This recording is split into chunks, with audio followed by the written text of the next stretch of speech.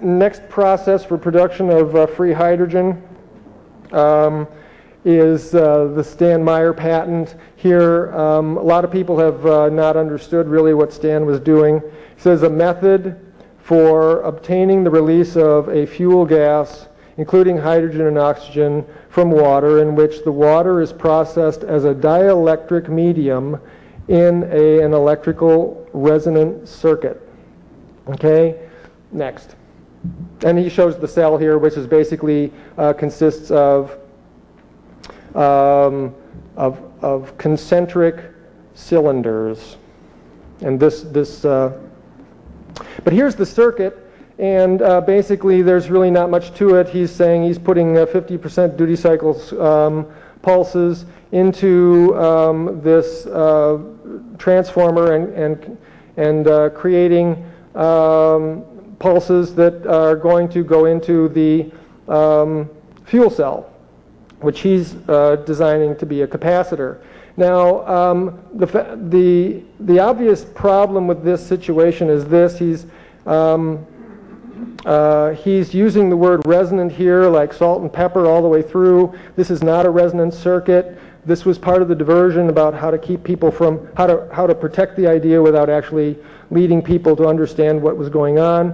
And the proof that this is not a resonant circuit lies in the blocking diode. Oh, gosh. So what you can see here is what he's really doing is this. This system works without electrolyte, so the purpose of it is he wants his water to have a fairly high resistance in it. And so here's what he's going to do. He's got these chokes. These chokes are very important because when he puts these inductive spikes on here and blocks them with the diode, what he's doing is he's charging this capacitor. And the resonant chokes are specifically to damp the voltage spikes that could prematurely set this thing off. So what he's doing is he's making sure that he can charge this capacitor with kind of soft pulses and pulse the thing up so he can get this capacitor to charge to the maximum degree before the dielectric material, in this case water, creates a catastrophic dielectric failure in the capacitor. At which point all the charge in the capacitor, all the voltage in the capacitor is converted to amps as it shorts out internally and utterly destroys the water it moves through and creates massive quantities of hydrogen and oxygen. As soon as it's out of the way, water rushes back in, the dielectric constant is again reestablished, and this is what happens. While that's happening, he waits and starts charging again. Go ahead, go to the next. Again, these types of drawings were used to confuse people. This, the idea of drawing these things as if these are increasingly large, resonant, pulses and everything. This is all a bunch of hooey. All he's doing is, just like any other voltage multiplier that's used in pulses, all you're looking at is a step ramp charge on the capacitor until it reaches catastrophic failure. That is the method of the Stan Meyer system. And it does produce massive amounts of gas for very small amounts of electricity in.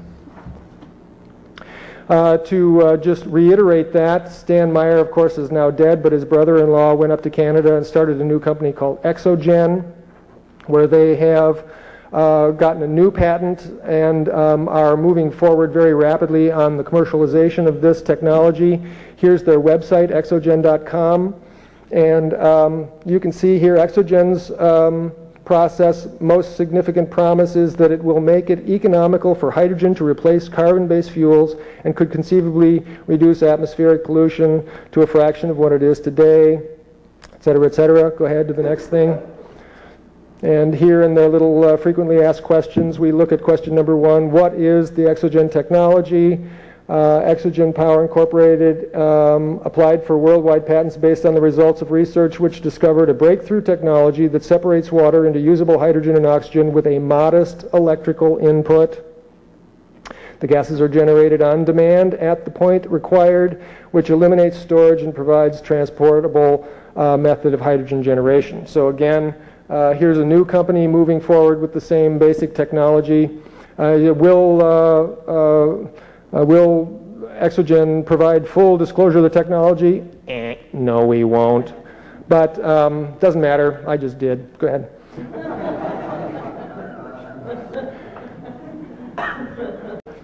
This technology is real, guys. You know, all the chemistry books which say it takes, you know, more electricity to crack water than you can get out of it. Throw that book in the furnace and get some free BTUs out of it.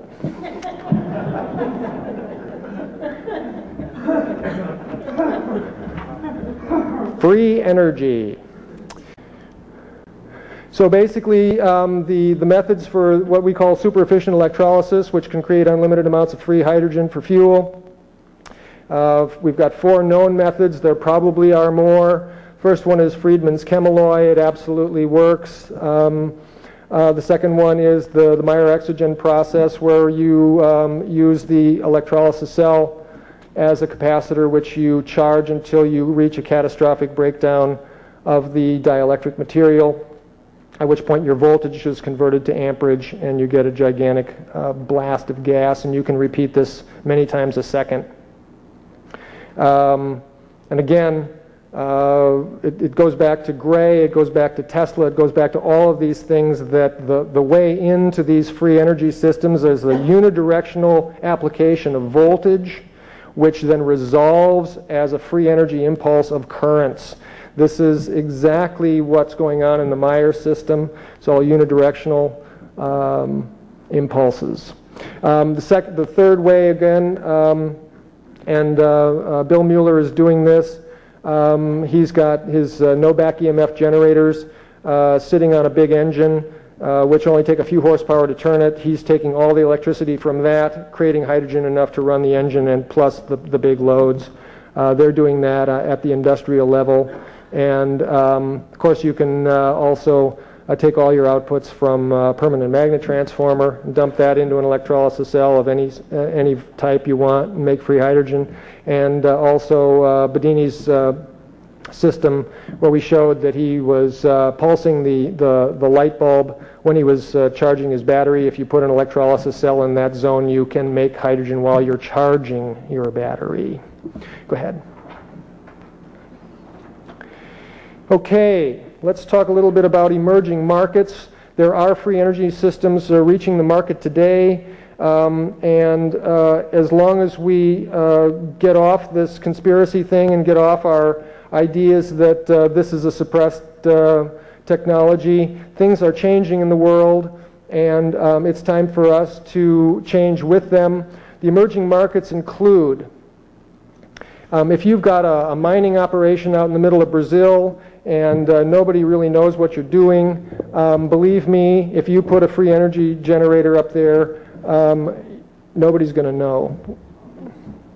Talking about the conspiracy thing and all the political, I didn't really realize how political this really was. This morning on the way over here, I heard on the news about the Kyoto Treaty on global warming and how Bush refused to sign it. Of course, we know what kind of financial interest Bush has.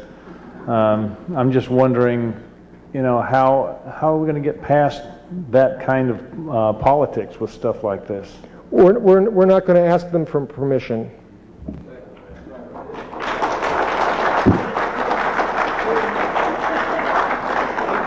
If we don't ask, they can't say no. Absolutely. It's easier to ask for forgiveness than for permission, really.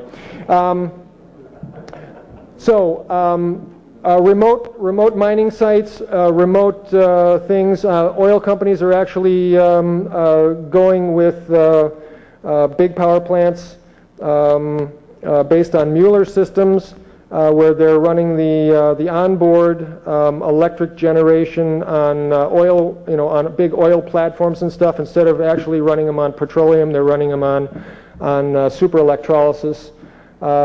These things are going in now. Don't expect the government to sanction this. This is all under the rug. It's happening, but the government cannot admit it's happening, but they're not going to stop it anymore. If you've got an off-grid home site that's running on solar or wind power or mini hydro right now, you can easily put one of these systems behind all that, and as long as you've got a windmill sitting in your yard, who cares how you're really getting your electricity? And these types of things are ready to go right now. You could stick a Bedini battery charger in there and charge your batteries all night, and we call that the midnight solar technique.